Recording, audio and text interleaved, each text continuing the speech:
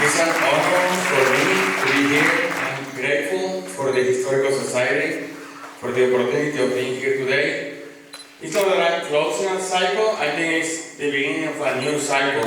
Because exactly 24 years ago, I stepped here for the first time, and after that, I never did it again.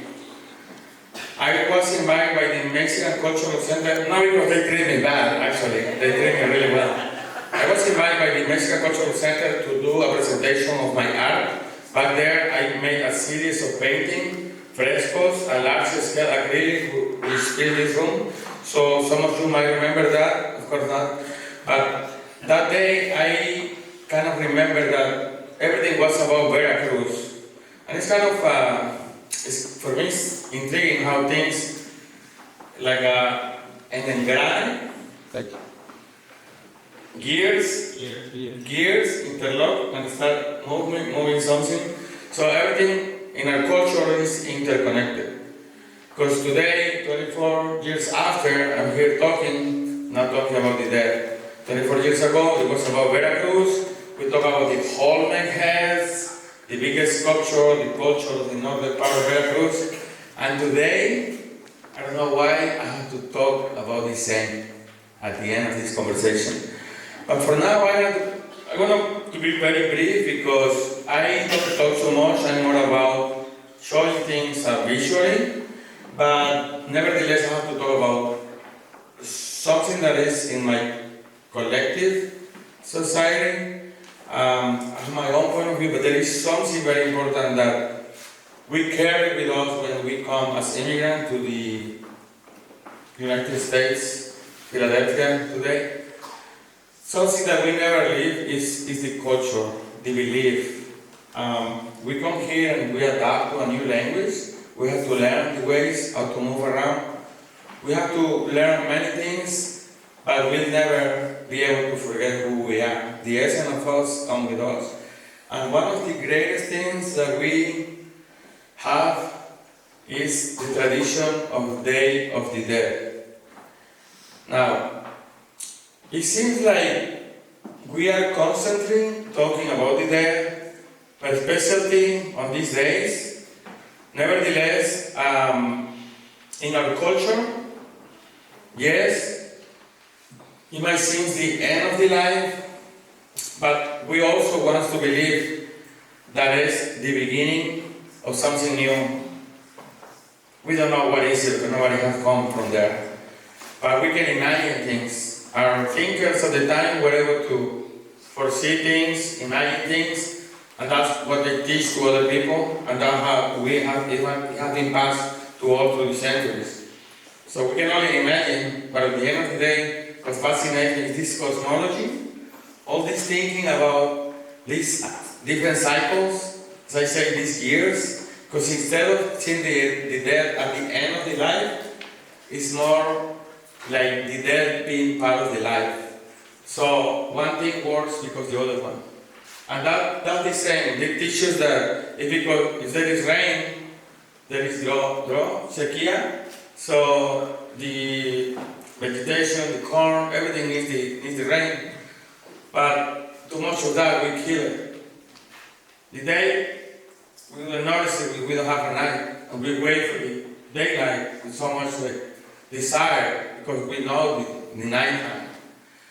And all these opposites aren't really, that is more the complement of each other. So we talk about life and death. And I know, and I have to be sincere, that before 8 years ago, it was just a tradition. And then my wife died, and after that it became something closer. In our culture, we talk too much about the death, but when that is close, when you feel the anguish, the fear, the isolation, the pain, it becomes something else as long as you can live by yourself.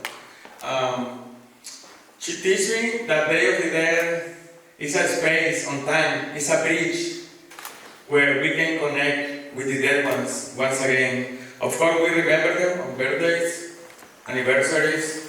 We remember them when they died. Of course, we remember them Christmas, New Year's Eve, Dia de Amor, and Valentine's Day. But on the Day of the Dead, it becomes something, it's a collective, the collective memory. All of a sudden, you're going to go to the cemetery and you're going to find everybody from your neighborhood. Because on these days, and we have to also talk about the fact that our ancient culture, the Maya and the Totems, they talk about, they celebrate this season of the dead, because it was about the harvest. And things die, you collect. It's the whole, everything is so interconnected. So they celebrated for 2 months, and there was an abundance of food. And this surplus made them celebrate even more. And that's how the July and August, boom, life and death. It's all over Mexico. Any place we would tell you that. And then the conquistadores came, and they couldn't eradicate all these beliefs because they couldn't understand them. And they tried to eradicate them, they couldn't, but by force they changed the view of the world that people have. They really forced people, it's either you take it or you take it. And people need to find out that there was a way to actually keep all this tradition, all this knowledge, you should put it another name, you should celebrate it in another way. And that will happen the Day of the Dead. They have to accept that on November the 1st and November the 2nd. It's not something that is Mesoamerican or it's on the calendar. The November the 1st and 2nd, just because it's all of the same day. It's I think on the 12th century, I don't even know, when they came up with this celebration of all of the saints, and then all the celebration is from Catholic tradition. But then the natives of these days are something like, wait a minute, I can actually honor Mictlantecutli, the big god of the underworld. When I die, I'm not going to be quiet. He said, when I die, I'm going to go there and I'm going to face him. I'm not going to pretend that I didn't know about him, just because now I believe in the new gods and the Virgin and Jesus. So I better disguise these things, and that's how they were able to preserve Mictlantecutli. When you came in, actually, you didn't know, but you salute him. We didn't tell you, we didn't want you, but Mictlantecutli is in the entrance. Of course, we have a counterpart, because remember we say everything is not the opposite, but they have a complement. So Mictlantecutli, Mictecacigua. So when you die, you go there, you pay them, you ask for permission, they might let you pass to continue your journey or not. And then you have to take this journey to the river. There is a big river at night time. It's kind of scary, and you don't know where to go, but you have to cross the river. Guess what? You are not by yourself. You have a companion. Xoloscuintle. Who doesn't have a dog at home? I mean, it's like in Mexico, every single house have a dog. I didn't know why, now I know. When everybody dies, Xoloscuintle guide them to the other world. They make it so easy. Now, this is orange. But we say that you never choose a white dog to be your companion because the dog is afraid to get the stain on the body. No. Neither orange. Black one. Black one is the best. Or gray. And the gray scale, you're good. You say it. It's going to guide you to the other life. So this is our tradition. And I just want to finish this saying that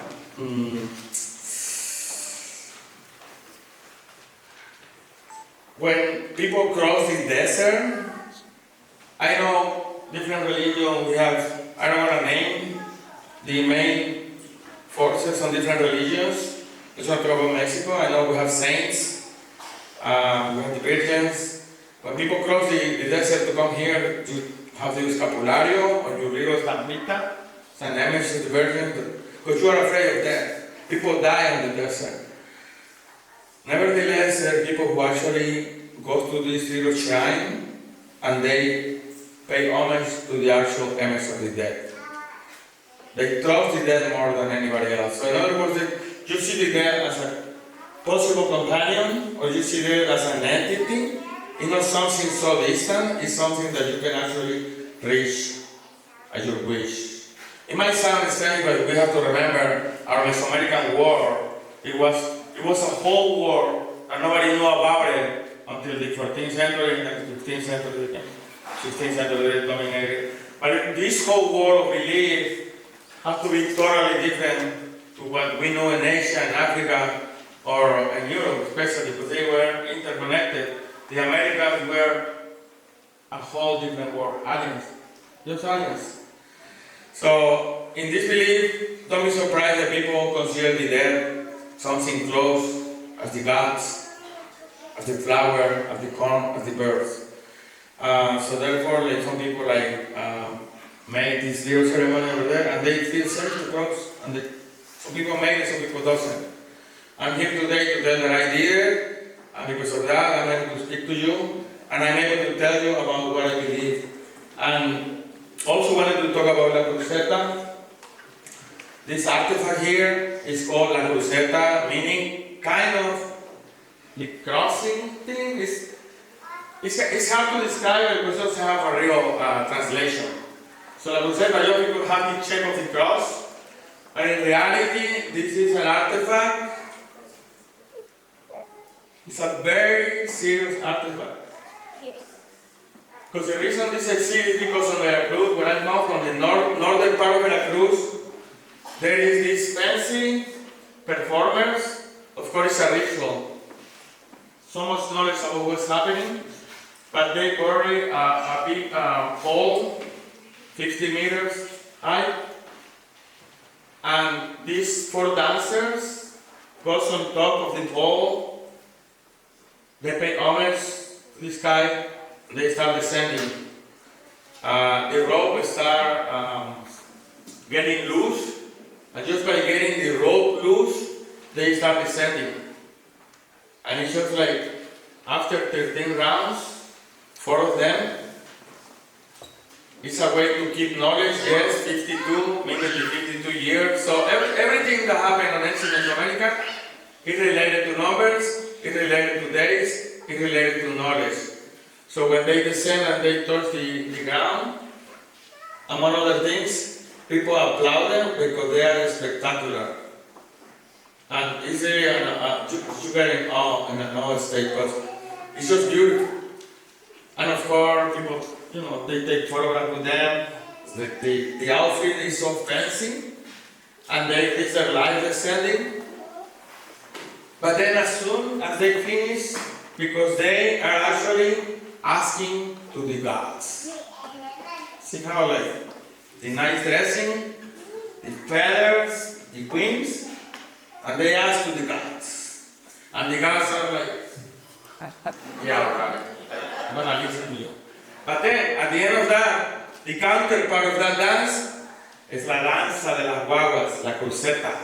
These guys have feathers, very humble, a little proud to take the rhythm of the universe. And then,